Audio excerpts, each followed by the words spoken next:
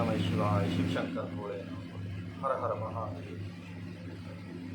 सूत जी कहते हैं, ब्राह्मणों, भगवान विष्णु ने जो नर नारायण नामक 2 अवतार हैं और भारतवर्ष के बद्री का श्रम तीर्थ में तपस्या करते हैं, उन दोनों ने पार्थिव शिवलिंग बनाकर उसमें स्थित हो पूजा ग्रहण करने के लिए भगवान शंभु से प्रार्थना की। शिव जी भक्तों के अधीन होने के कारण प्रतिदिन उनके बनाए हुए पार्थिव लिंग में पूजित होने के लिए आया करते थे। जब उन दोनों ने पार्थिव पूजन करते हुए बहुत दिन बीत गए, तब एक समय परमेश्वर शिव ने प्रसन्न होकर कहा, मैं तुम्हारे आराधना से बहुत संतुष्ट हूँ, तुम दोनों मुझसे वर मांगो। उस समय उनके ऐसा कहने पर नर और नारायण ने लोगों के हित की कामना से कहा, देवेश्वर, यदि आप प्रसन्न हैं और यदि मुझे वर देना चाहते हैं तो आप अपने स्वरूप से पूजा ग्रहण करने के लिए यहीं स्थित हो जाइए। उन दोनों बंधुओं के इस प्रकार अनुरोध करने पर कल्याणकारी महेश्वर हिमालय के उस केदारनाथ तीर्थ में स्वयं ज्योतिर्लिंग के रूप में स्थित हो गए। उन दोनों से पूजित होकर ओम नमः शिवाय शंभु, ओम नमः शिवाय।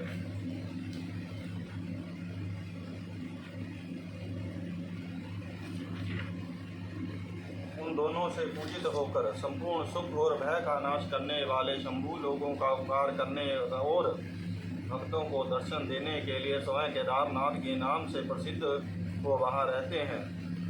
वे दर्शन और पूजन करने वाले भक्तों को सदा अभिष्ट वस्तु प्रदान करते हैं। उसी दिन से लेकर जिसने भी भक्ति भाव से केदारेश्वर का पूजन किया, उनके लिए स्वप्न में भी दुख दुर्लभ हो गया। जो भगवान शिव का प्रिय भक्त वहाँ शिवलिंग के निकट शिव के रूप से अंकित बल्य कंकण या कड़ा चढ़ाता है, वह उस बल्य युक्त स्वरूप का दर्शन करके समस्त पापों से मुक्त हो जाता है। साथ ही जीवन मुक्त भी हो जाता है। जो बद्री वन की यात्रा करता है, उसे जो जीवन मुक्ति प्राप्त होती है, उसे भी जीवन मुक्ति प्राप्त होती है। नर और नारायण के केदारेश्वर शिव के रूप का दर्शन करके मनुष्य मोक्ष का भागी होता है, इसमें संशय नहीं है। केदारेश्वर में भक्ति रखने वाले जो पुरुष वहाँ की यात्रा आरंभ करके उनके पास तक पहुँचने के पहले मार्ग में ही मर जाते हैं, वे भी मोक्ष पा जाते हैं। इसमें विचार करने की आवश्यकता नहीं है। केदारनाथ तीर्थ में पहुंचकर वहां प्रेम पूर्वक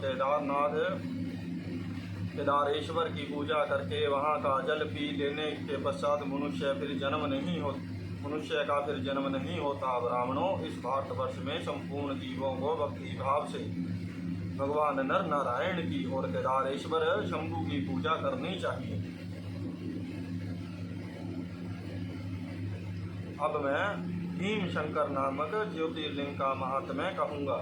काम रूप देश में लोक हित की कामना से साक्षात भगवान शंकर ज्योतिर्लिंग के रूप में अवतरण हुए थे। उनका वह स्वरूप कल्याण और सुख का आश्रय है। ब्राह्मणों, पूर्व काल में एक महापराक्रमी राक्षस हुआ था जिसका नाम भीम था। वह सदा धर्म का विध्वंस करता और समस्त प्राणियों को दुख देता था। वह महाबली राक्षस कुंभकर्ण के वीर्य और करकट्टी के गर्भ से उत्पन्न हुआ था तथा अपनी माता के साथ सहम पर्वत पर निवास करता था। एक दिन समस्त लोगों को दुख देने वाले भयानक पराक्रमी दुष्ट भीम ने अपनी माता से पूछा, माँ, मेरे पिताजी कहाँ हैं? तुम अकेली क्यों रहती हो? मैं ये सब जानना चाहता हूँ। अरे यथार्थ बात बताओ। करकटी बोली, बेटा, रावण के छोटे भाई कुंभकर्ण तेरे पिता थे। भाई सहित उस महाबली वीर को श्री राम ने मार डाला। मेरे पिता का नाम करकट और माता का नाम पुष्कसी था। विराट मेरे पति थे जिन्हें पूर्व काल में राम ने मार डाला। अपने प्रिय स्वामी के मारे जाने पर मैं अपने माता पिता के पास रहती थी। एक दिन मेरे माता पिता अगस्त्य उन्हीं के शिष्य सुतीक्षण को अपना आहार बनाने के लिए गए। वे बड़े तपस्वी और महात्मा थे। उन्होंने कुपित होकर मेरे माता पिता को भस्म कर डाला। वे दोनों मर गए। तब से मैं अकेली होकर बड़े दुख के साथ इस पर्वत पर रहने लगी। मेरा कोई अवलंब नहीं रह गया। मैं असहाय और दुख से आतुर होकर यहाँ निवास करती हूँ। इसी समय महान बल पराक्रम से संपन्न राक्षस कुंभकर्ण, जो रावण के छोटे भाई थे, यहाँ आए। उन्होंने बलात् मेरे साथ सगामन किया। फिर वे मुझे छोड़कर लंका चले गए। तत्पश्चात तुम्हारा जन्म हुआ। तुम भी पिता के समान ही महान बलवान और पराक्रमी हो। अब मैं तुम्हारा ही सहारा लेकर यहाँ कालक्षेप करती हूँ। सूत जी कहते हैं, ब्राह्मणों, करकटी की यह बात सुनकर भयानक पराक्रमी भीम कुपित हो यह विचार करने लगा कि मैं विष्णु के साथ वैसा बर्ताव करूं। इन्होंने मेरे पिता को मार डाला। मेरे नाना नानी भी उनके भक्त के हाथ से मारे गए। विराट को भी इन्होंने ही मार डाला और इस प्रकार मुझे बहुत दुख दिया। यदि मैं अपने पिता का पुत्र हूँ तो श्री हरि को अवश्य पीड़ा दूंगा। ऐसा निश्चय करके भीम महान तप करने के लिए चला गया। उसने ब्रह्मा जी की प्रसन्नता के लिए 1000 वर्षों तक महान तप किया। तपस्या के साथ साथ वह मन ही मन इष्ट देव का ध्यान किया करता था। तब लोक पितामह ब्रह्मा उसे वर देने के लिए गए और इस प्रकार बोले। ब्रह्मा जी ने कहा, भीम, मैं तुम पर प्रसन्न हूँ। तुम्हारी जो इच्छा हो उसके अनुसार वर मांगो। भीम बोला, देवेश्वर कमलासन, यदि आप प्रसन्न हैं तो मुझे वर देना चाहते हैं तो आप आज मुझे ऐसा बल दीजिए जिसकी कहीं तुलना न हो। सूत जी कहते हैं, ऐसा कहकर उस राक्षस ने ब्रह्मा जी को नमस्कार किया और ब्रह्मा जी भी उसे अभिष्ट वर देकर अपने धाम को चले गए। ब्रह्मा जी से अत्यंत बल पाकर राक्षस अपने घर आया और माता को प्रणाम करके शीघ्रता पूर्वक बड़े गर्व से बोला, माँ, अब तुम मेरा बल देखो। मैं इंद्र आदि देवताओं तथा इनकी सहायता करने वाले श्री हरि का महान संहार कर डालूंगा। ऐसा कहकर भयानक पराक्रमी भीम ने पहले इंद्र आदि देवताओं को जीता और उन सबको अपने अपने स्थान से निकाल बाहर किया। तदंतर देवताओं की प्रार्थना से उनका पक्ष लेने वाले श्री हरि को भी उसने युद्ध में हराया। फिर प्रसन्नता पूर्वक पृथ्वी को भी जीतना आरंभ किया। सबसे पहले वे कामरूप देश के राजा सुदक्षिण को जीतने के लिए गया। वहां राजा के साथ उसका भयंकर युद्ध हुआ। दुष्ट असुर भीम ने ब्रह्मा जी के दिए हुए वर के प्रभाव से शिव के आश्रित रहने वाले महावीर महाराजा सुदक्षिण को परास्त कर दिया और सब सामग्रियों सहित उनका राज्य और सर्वस्व अपने अधिकार कर लिया। भगवान शिव के प्रिय भक्त धर्म प्रेमी परम धर्मात्मा राजा को भी उसने कैद कर लिया और उनके पैरों में बड़ी बेड़ी डालकर उन्हें एकांत स्थान में बंद कर दिया। वहाँ उन्होंने भक्ति की प्रीति के लिए शिव की उत्तम पार्थिव मूर्ति बनाकर उन्हीं का भजन पूजन आरंभ कर दिया। उन्होंने बारंबार गंगा जी की स्तुति की और मानसिक स्नान आदि करके पार्थिव पूजन की विधि से शंकर जी की पूजा संपन्न की। विधि पूर्वक भगवान शंकर का ध्यान करके वे प्रणव युक्त पंचाक्षर मंत्र ओम नमः शिवाय का जप करने लगे। अब उन्हें दूसरा कोई काम करने के लिए अवकाश नहीं मिलता था। उन दिनों उनकी साध्वी पत्नी राजवल्लभा दक्षिणा प्रेम पूर्वक पार्थिव पूजन किया करती थी। वे दंपति अनन्य भाव से भक्तों का कल्याण करने वाले भगवान शंकर का भजन करके और प्रतिदिन उन्हीं की आराधना में तत्पर रहते थे। इधर वह राक्षस भर के अभिमान से मोहित हो यज्ञ कर्म आदि सब धर्मों का लोप करने लगा और सबसे पहले कहने लगा, तुम लोग सब कुछ मुझे ही दो। ओम नमः शिवाय। महर्षियों, दुरात्मा राक्षसों की बहुत बड़ी सेना साथ ले उसने सारी पृथ्वी को अपने वश में कर लिया। वह वेदों, शास्त्रों, स्मृतियों और पुराणों में बताए हुए धर्म का लोभ करके शक्तिशाली होने के कारण सबका स्वयं ही उपभोग करने लगा। तब सब देवता और ऋषि अत्यंत पीड़ित हो महाकोशी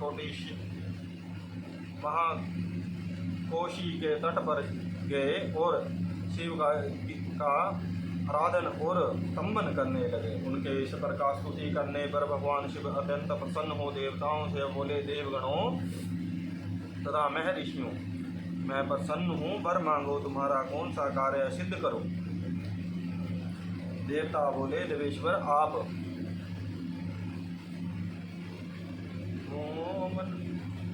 अंतर्यामी हैं, अतः आप सबके मन की सारी बातें जानते हैं, आपसे कुछ भी अज्ञात नहीं। प्रभु में ईश्वर कुंभकर्ण से उत्पन्न करकटी का बलवान पुत्र राक्षस भीम ब्रह्मा जी के दिए हुए वर से शक्तिशाली हो देवताओं को निरंतर पीड़ा दे रहा है।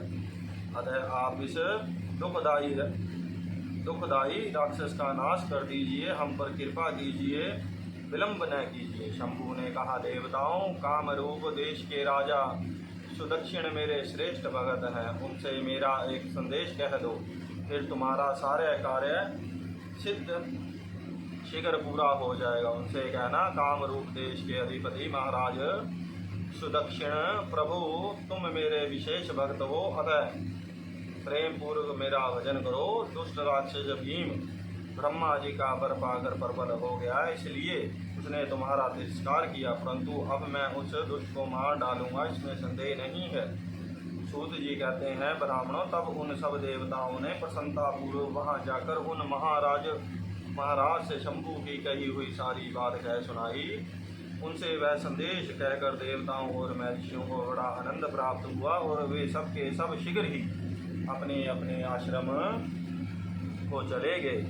इधर भगवान शिव भी अपने गणों के साथ लोक हित की कामना से अपने पद की रक्षा करने के लिए सादर उनके निकट गए और गुप्त रूप से वहीं ठहर गए। इसी समय काम रूप नरेश ने पार्थिव शिवलिंग के सामने गांठ ध्यान लगाना आरंभ किया। इतने में ही किसी ने राक्षस से जाकर कह दिया कि राजा, तुम्हारे नाश के लिए कोई पुरुषचरण कर रहे हैं।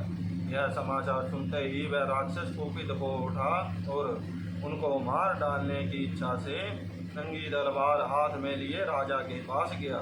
वहाँ पार्थिव आदि जो सामग्री स्थित थी उसे देखकर तथा उसके प्रयोजन और स्वरूप को समझकर राक्षस ने यही माना कि राजा मेरे लिए कुछ कर रहा है, अतः सब सामग्रियों सहित इस नरेश को मैं बलपूर्वक अभी नष्ट कर देता हूँ। ऐसा विचार कर उस महाक्रोधी राक्षस ने राजा को बहुत डांटा और पूछा, क्या कर रहे हो? राजा ने भगवान शंकर पर रक्षा का भार सौंप कर कहा, मैं चराचर जगत के स्वामी भगवान शिव का पूजन कर रहा हूँ। तब राक्षस भीम ने भगवान शंकर के प्रति बहुत तिरस्कार युक्त दुर्वचन कहकर राजा को धमकाया और भगवान शंकर के पार्थिव लिंग पर तलवार चलाई। वह तलवार उस पार्थिव लिंग का स्पर्श भी नहीं कर पाई कि उससे साक्षात भगवान हर वहाँ प्रकट हो गए और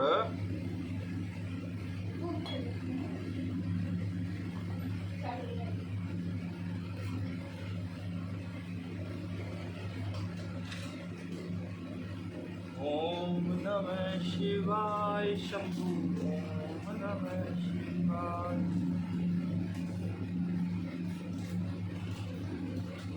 उसने साक्षात भगवान हर वहाँ प्रकट हो गए और बोले, देखो मैं भीमेश्वर हूँ और अपनी भक्ति की रक्षा के लिए प्रकट हुआ हूँ। मेरा पहले से ही यह व्रत है कि मैं सदा अपने भक्त की रक्षा करूँ, इसलिए भक्तों को सुख देने वाले मेरे बल की ओर दृष्टिपात करो। ऐसा कहकर भगवान शिव ने पिनाक से उसकी तलवार के 2 टुकड़े कर दिए। तब उस राक्षस ने फिर अपना त्रिशूल चलाया, परंतु शंभु ने उसे नष्ट के दुष्ट के त्रिशूल के भी सैकड़ों टुकड़े कर डाले। तदंतर शंकर जी के साथ उनका घोर युद्ध हुआ, जिससे सारा जगत क्षुब्ध हो उठा। तब नारद जी ने आकर भगवान शंकर से प्रार्थना की। नारद बोले, लोगों को भ्रम में डालने वाले महेश्वर, मेरे नाथ में आप क्षमा करें। तिनके को काटने के लिए कुल्हाड़ा चलाने की क्या आवश्यकता है, शीघ्र ही इसका संहार कर डालिए। नारद जी के इस प्रकार प्रार्थना करने पर भगवान शंभु ने हुंकार मात्र से उस समय समस्त राक्षसों को भस्म कर डाला। मुने सब देवताओं के देखते देखते शिव जी ने उन सारे राक्षसों को दग्ध कर दिया। तदंतर भगवान शंकर की कृपा से इंद्र आदि समस्त देवताओं और मुनीश्वरों को शांति मिली तथा संपूर्ण जगत स्वस्थ हुआ। उस समय देवताओं और विशेषतः मुनियों ने भगवान शंकर से प्रार्थना की कि प्रभु, आप यहाँ लोगों को सुख देने के लिए सदा निवास करें। यह देश निंदित माना गया है, यहाँ आने वाले लोगों को प्रायः दुख ही प्राप्त होता है, परंतु आपका दर्शन करने से यहाँ सबका कल्याण होगा। आप भीम शंकर के नाम से विख्यात होंगे और सबके संपूर्ण मनोरथों की सिद्धि करेंगे। आपका यह ज्योतिर्लिंग सदा पूजनीय और समस्त आपत्तियों का निवारण करने वाला होगा। सूत जी कहते हैं, ब्राह्मणों, उनके इस प्रकार प्रार्थना करने पर लोक हित का एवं भक्त वत्सल्य परम स्वतंत्र शिव प्रसन्नता पूर्वक वहीं स्थित हो गए। बोल शंकर भगवान की जय। हर हर महादेव। शिव शंभु। श्री शिवाय नमस्तु। श्री शिवाय नमस्तु। हर हर महादेव।